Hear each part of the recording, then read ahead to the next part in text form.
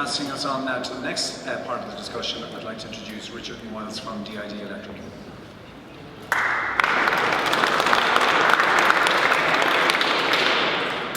Good afternoon, everybody.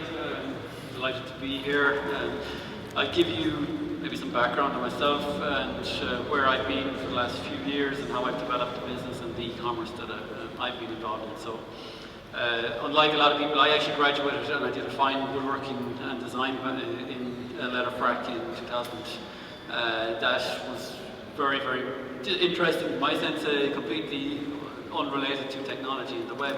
As I see it now, but also I can see how it is related as well, because Steve Jobs did it when he was went back and he did calligraphy in college. That had an influence as well. So from that, I went and I've gone the other way as well. I've actually gone from being self-employed to now work in the corporate digital world. So most people will actually go the other way and go back and get back into the corporate or the self-employed, because that's where they want to be in. So I set up my first online business in 2003. That was an online advertising business. We had a very active membership on the site, so it was all about linking retailers into buyers who were looking for certain types of products. There was nobody selling online at that time, so I recognized that I needed to maybe set up a business, and it was an online-only retailer, so I started selling mattresses in the Irish market. So we sold our first mattress in November 2005. It was probably one of the first products of that type to be bought in Ireland. That business grew, and it grew very fast, and within a 2-year period, we had turnover in the Irish market of over 700,000. We were also looking at getting into the UK market, and I launched in the UK in 2008. So as that growth in that curve, we can see with the consumer confidence, that was my MBA, that was my 4 years from 2008 to 2012. We seen the Irish market just decline 50%, your average order value half, but we also had that, we had launched in the UK, so again that's the challenges of trying to run a business, scale it, but also then manage a declining Irish market. And yes, that's when I learned about margins, and really the margins have, that's where it's all at. If you're selling anything, you need to make a margin on it. So again, that was 2012, it was good. I also launched an e-commerce agency, and mostly that revolved around bringing the people that I had working within the furniture business and that retail business and giving them an opportunity, and that agency is still there. Most of the guys that were still there are still working in that agency, and for me it was a business. It wasn't growing or going very, very fast in a certain direction, and for me to bring anything further I would have to invest in it. So I then seen an opportunity that came in 2013 to join Harvey Norman. They were a brand well established, like all other retailers, struggling in the Irish market. Lots of losses within the business, but they had just launched their e-commerce business, and I recognised the strength. I mean, the strength of a brand is ultimately what will win online. So that business grew, and it grew into a significant business. So I was with them from May 2013 right through to September 2016. So over that, I mean, we were probably one of the first to introduce Black Friday in Ireland and heavily advertise that.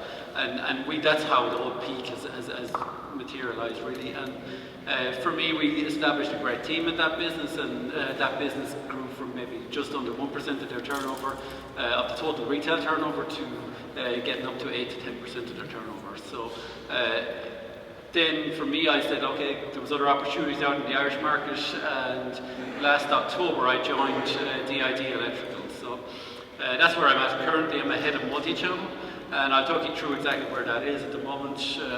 But again, DID, who they are, they're an electrical retailer. We sell everything from white goods right through to computers and electrical products, but primarily it's appliances. The business is actually family owned since 1968, and we offer nationwide delivery and installation with our own delivery vans. So we've about 25 vans covering the Irish market. There's 300 staff, and then the website, which is one of the channels that I'm managing, it is now the second biggest store that we have in all of our stores. This year it will most likely be the biggest store. And again, I mean, we haven't done a lot in terms of developing that. The platform still needs a lot of work, but also there's a lot of integrations with the back end that we need to work on this. So what DID, I mean, it's an established brand that was started by Jerry Houlihan in 1968. Very simple mission was one man in his van, and the name stems from deliver, install and demonstrate. So back then in 1968, people new appliances in the home, they needed to get the demonstration of those. That's really where it comes from. We probably still don't leverage that enough. It's been established in the business. We need to get that message out there more. Interestingly enough, Jerry Houlihan, I almost like working for Jerry's because I've gone from working for Jerry Harvey, who is a very loud and brash person, and the company and the culture can reflect that as well. Significant property interests. Jerry Houlihan, different guy completely, another guy in his 70s. He would be much more quieter, private, it's a private business, privately owned, and it's unlimited. The other thing is that Jerry has a lot of properties and a lot of business interests here in Dublin as well. So different structures, again, it's interesting to see. So I really want to talk to you a bit about the retail market, and retail is really going through a big change at the moment.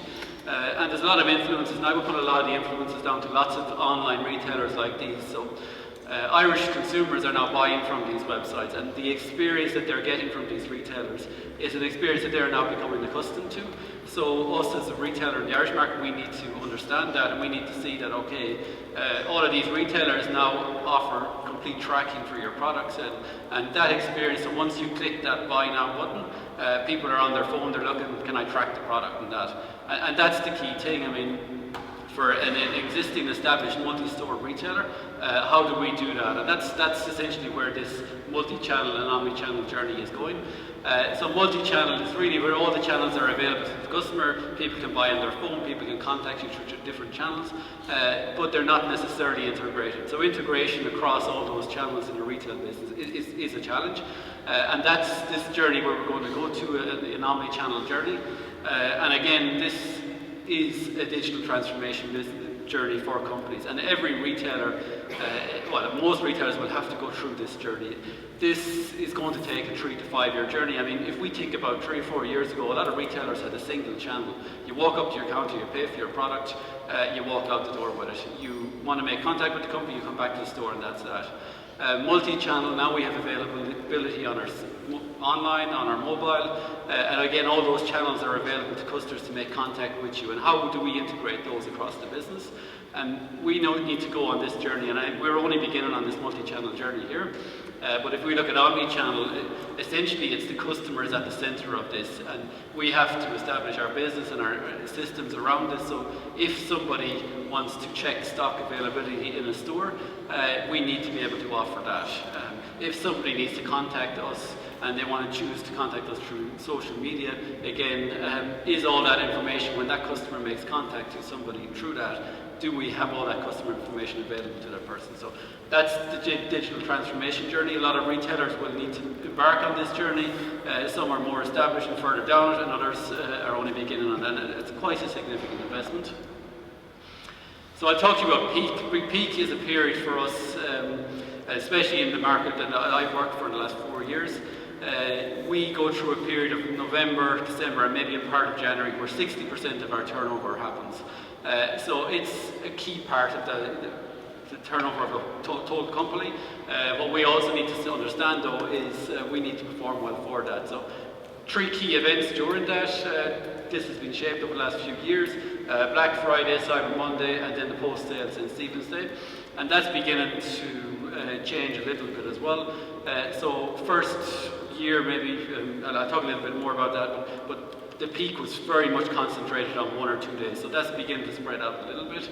And again, we're moving some sales. And I'll show you that. So this is what a peak looks like for us, and where I've seen the visitor numbers grow in the last few years. So you can see there's a shift, and it's starting earlier in November as well. And I'll also show you the revenue as well. I mean, that's what it was looked like for a company. So that puts a huge pressure on businesses, and a lot of pressure in terms of systems and processes and that. So again, it's very interesting, but lots of challenges out there. But again, it's also a very interesting time because you get to see things and you get to experience it. So I mean, the first year we had order processing challenges around that, and every other retailer would have experienced this as well. Maybe the next year the bottleneck was shifted further down warehousing and distribution. So bottlenecks there, how do we get products out to customers quicker? 2015, post-sale support and the impact on December. So like that impact, people were ordering online, the volume is coming in, the next thing they're checking on their phone, and if they can't track their order, they're making contact with our contact centre. So we would have seen 1,000 phone calls come in on Cyber Monday, people just making contact with us. And it's really a reassurance thing again, that sense of urgency, that Uber effect, when people are looking for tracking, looking for that instant essentially tracking to be available for them. So luckily in the last few years, retailers across the UK and the Irish market, we've learned from this. We're beginning to spread some of that sales. So the sales for the peak period now are beginning to start on Monday. We're also working with the buyers, and the buyers are getting our offers and promotions out there quicker or earlier, so that we're saying, okay, you need to avail of the offers and take them on the Monday, Tuesday, Wednesday. So it's now over a 7-day period, and that has helped us significantly. Now we still see a huge spike on Black Friday, but it has helped us scale up. It didn't all just we walk in and see a huge volume of orders in there. So where will it be for 2017? It's very interesting. Every year there's something there. I mean, 2016 we've seen that the online in the UK retailers definitely, there was a move to that as well. Also this year, where I'm seeing there's also going to be a challenge in our own business. Every year we scale up in our retail stores, we hire sales staff. The different thing this year we'll probably be doing is hire more support staff. So the sales are happening in another channel, but now we need to bring in support staff to support the post-sale issues.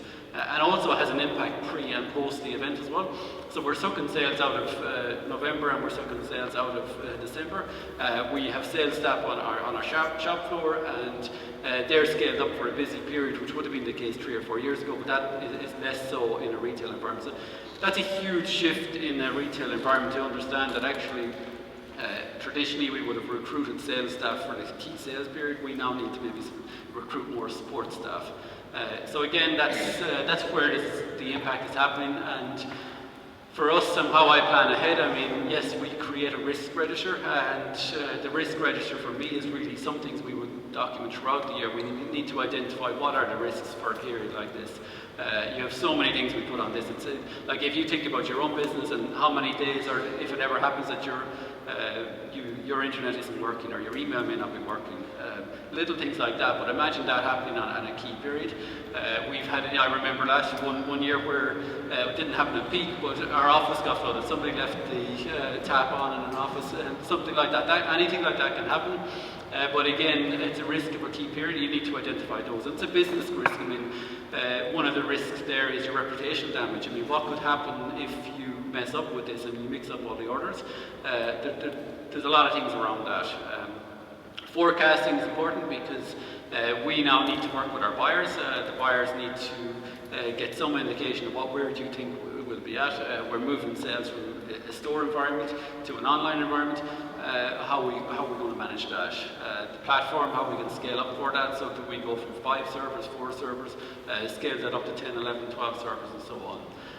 Stock availability, that's a huge thing. When I arrived into DID, 2015 was a very challenging year for them.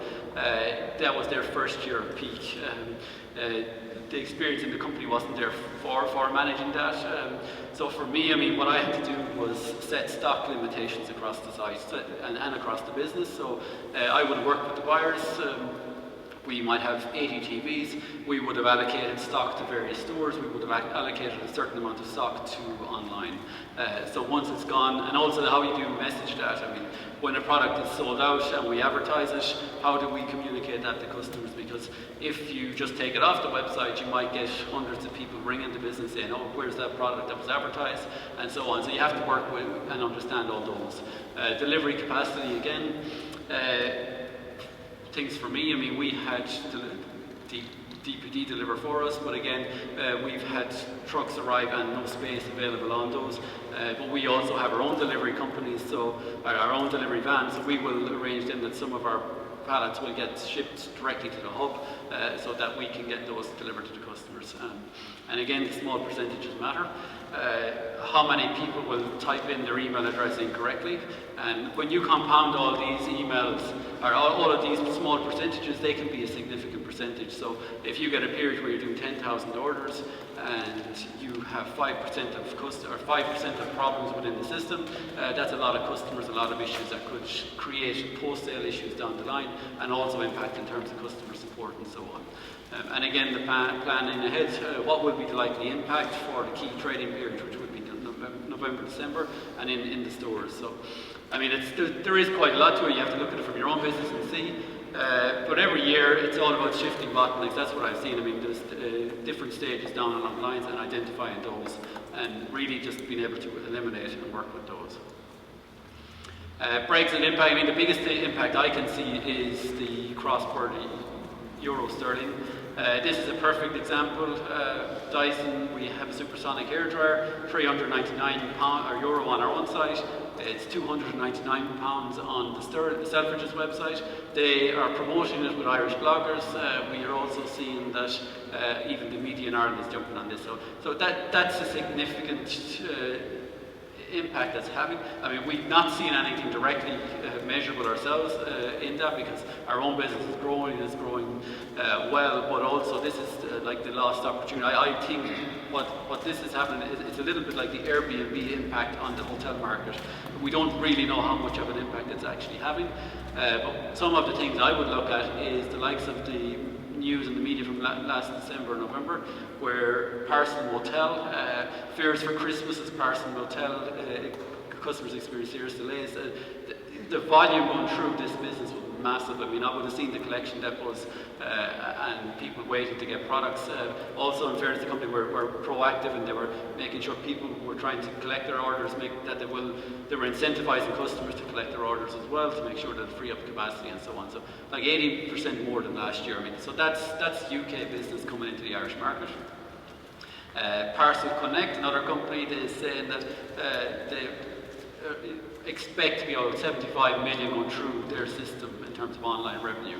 And again, Trespal from On Post, they only launched last March, but 100,000 customers have registered with them. So again, this is under the radar per se, but again, it is actually having an impact, and something that we're not really seeing on any figures in the industry as well, but again, definitely has an impact.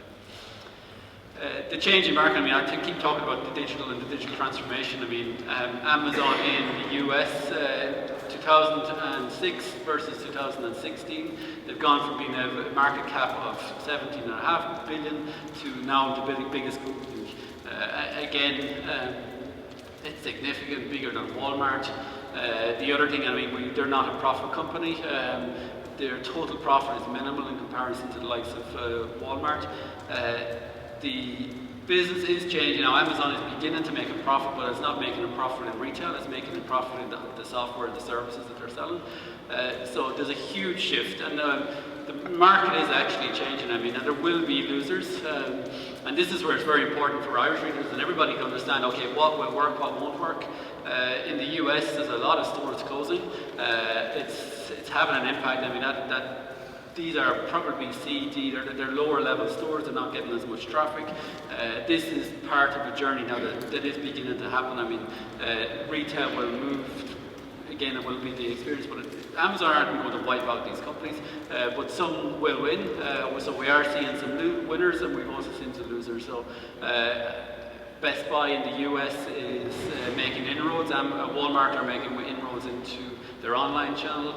Also, there's many other retailers out there doing some really good things. So for me, it's all about execution. You need to execute online well, you need to execute in-store well, and really it's understanding all that. And it's not a either or, it's really, there's many elements to this.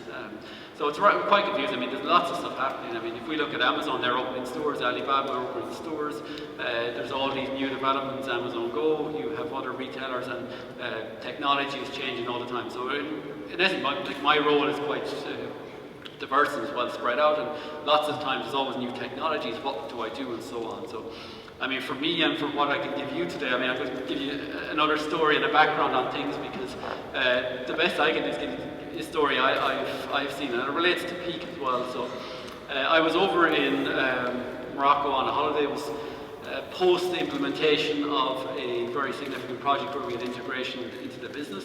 And I probably hadn't seen my wife in maybe 2 or 3 months because I was so involved in the business, and she booked a holiday and I said, yeah, we're going. And normally I would do the planning in advance and all that, so that didn't happen at this time. So we were there sitting down having lunch, sunny afternoon, and she asked me, what do we do? And I said, not sure. So first I just jumped onto Google, checked to see what's out there. So first thing came up, this restaurant. I said, yeah, I'm going to book it. I went onto their website. It didn't have a website. So I rang the guy. He goes, yeah, no problem. We'll meet you. I'll send a car for you. He'll pick you up at 7:30 in the Medina. So I said, yeah, no bother. So myself and my wife were standing at the edge of the Medina. It's a very busy spot in Izawira, and all of these other guys are coming up to you, going, come here, all this, and all of a sudden we waited, and he did. He turned up 7:30. The guy comes in the car. We hop in. We go off for a drive. Next thing, we're heading down this dusty road in the middle of a desert somewhere, and my wife is looking at me. Are you sure about this? And I'm hoping, because I'm relying on Google, and so in essence it was very interesting. A guy, it's a goat farm. He only serves goat and goat flavoured elements to the menu. So I'm always interested in business, so I start talking to the guy, and it's his own farm, it's his own interest. He has set it up, and his purpose for setting this business up was to employ people locally. He said that there is nothing in the area. So this was his way of generating something for people in the area, for income and employment, really. So he would have sat down, and he'd come over, he'd sit with everybody there. But again, it was 7 courses, there was no menu, you hadn't a choice, but he let you pick things. I mean, he had the experience there to know what people wanted. My personal favourite was deep fried pear with goat's cheese in the middle, fabulous, and all of that was a completely different experience. And I took a lot from that, and I had that peak in my mind. I mean, so this guy is running this entire business from his non-smartphone, and again, he was benefiting from online because this is where he had no passing trade, but he was getting customers in. So again, it really stood for me. I mean, and to summarise, it was Peak for me. So purpose, he had a clear purpose for his business, and his purpose was to create employment in the area. And from that, he also had the E, which was the experience. He created a lasting, memorable experience for people, and that experience lasted, and it lasted for us, and lots of people went on to rave about that. And again, he had A, which was the attention. So he realised, basically, what do I need to focus on here? And you know, there's so much stuff out there, but again, he knew what to focus on, and again, that's about the attention. And K, which was the knowledge, to know what people want in terms of the menu and so on. And that's not easily replicated. I mean, and no matter what you are, and wherever you are in business, and whatever stage, I mean, that knowledge that you've attained over many years, that really stands to you. And that for me is Peak. So which is purpose, experience, attention, and knowledge. And I think I always apply that to the business because there's so much out there and a lot of confusion out there and that, but I think that approach really would stand to you. That's all I have on that, so thank you very much.